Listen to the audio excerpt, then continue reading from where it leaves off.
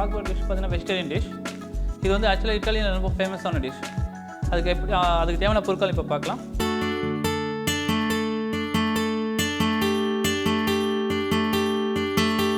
One bowl of penne pasta, grated cheddar cheese 50 gram, chopped parsley 10 grams, chopped onions 1 number, diced capsicum 50 gram, fresh cream 100 grams, butter 50 grams, zucchini 20 grams, chili flakes 5 grams, crushed peppers 5 grams, 10 to 20 ml olive oil, தேவையான அளவு salt. தேவையான பொருட்கள் பார்த்தாச்சு. அது எப்படி பண்ணணும்னு நான் சொல்கிறேன். கடாய் வச்சுக்கோங்க. கடாய் ஹீட் ஆன அப்புறமா கொஞ்சமாக ஆலிவ் ஆயில் ஹீட் ஆன அப்புறமா சாப் onions, bell peppers like green, yellow, red நல்லா சாத்தே பண்ணிக்கோங்க. சாத்தே பண்ணி முடிச்ச அப்புறமா ஜுகுனி பார்த்தீங்கன்னா வந்து நல்லா ஈஸியான வெஜிடபிள், ராவல் சாப்பிட்லாம். அதை லைட்டாக போய்ட்டு சாத்தே பண்ணிக்கலாம். சாத்தே பண்ணி முடிச்ச அப்புறமா கொஞ்சம் ஒயிட் சாஸ் பார்த்தீங்கன்னா இது வந்து கான்டினென்டலில் பேசிக் சாஸில் ஒரு சாஸ். அது ஒயிட் சாஸ் கொஞ்சம் மிக்ஸ் பண்ணிக்கலாம். மிக்ஸ் பண்ணி முடிச்சிட்ட அப்புறமா கொஞ்சம் பெண்ணே போட்டு நல்லா லைட்டாக சாத்தே பண்ணிக்கோங்க. சாத்தே பண்ணி முடிச்ச அப்புறமா இப்போ சீசனிங் பண்ணணும். சீசனிங் பார்த்தீங்கன்னா கொஞ்சமாக குவான்டிட்டியில் பார்த்தீங்கன்னா mostly black pepper and salt தான் யூஸ் பண்ணுவாங்க. இப்போ இது ஒயிட் சாஸ்னால் நம்ம பிளாக் பெப்பர் அவாய்ட் பண்ணிவிட்டு ஒரு சால்ட் மட்டும் யூஸ் பண்ண போகிறோம். கொஞ்சமாக சால்ட் அண்ட் சாப் பார்ஸ்லி போட்டு லைட்டாக கிண்டி விட்டுட்டு இப்போ பிளேட்டிங் பண்ணலாம். பிளேட்டிங் பார்த்தீங்கன்னா garnish cheddar cheese, grated cheddar cheese and parsley போட்டு கார்னிஷ் பண்ணணும். இது எப்படி செய்யலாம் இப்போ பார்க்கலாம். பேன் ஹீட் ஆன அப்புறமா கொஞ்சமாக ஆலிவ்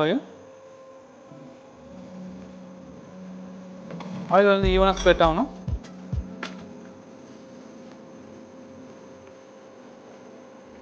ஆயில் ஹீட் ஆன அப்புறமா கொஞ்சமாக சாப் ஆனியன்,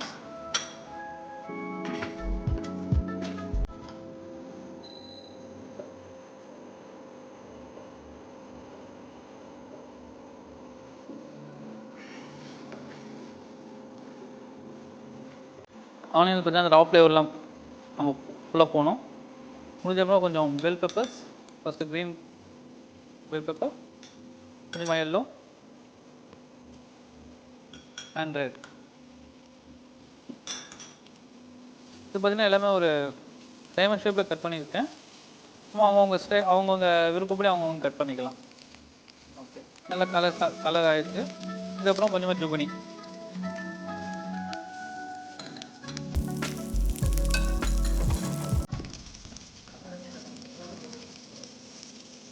போட்டாச்சு எல்லாமே.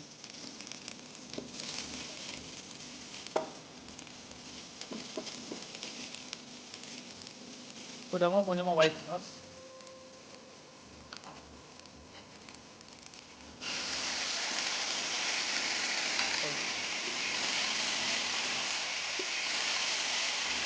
ஒயிட் சாஸ் போட்டோம்னா கொஞ்சமாக க்ரீம் ஆட் பண்ணிக்கலாம்.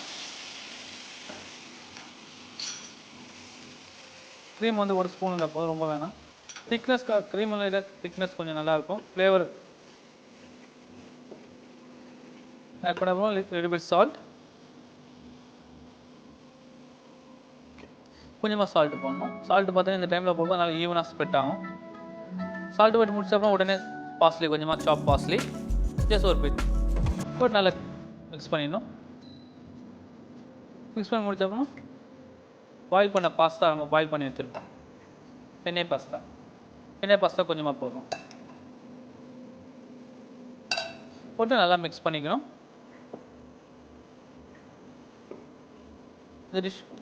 இந்த டிஷ் பார்த்தீங்கன்னா குழந்தைங்களுக்கு நல்லா பிடிக்கும்.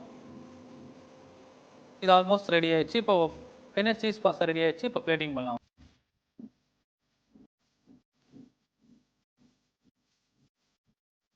இப்போ நம்ம செமி லிக்விடாக நமக்கு தேவைப்படுது. அது மாதிரி செமி லிக்விடாக பண்ணியிருக்கோம்.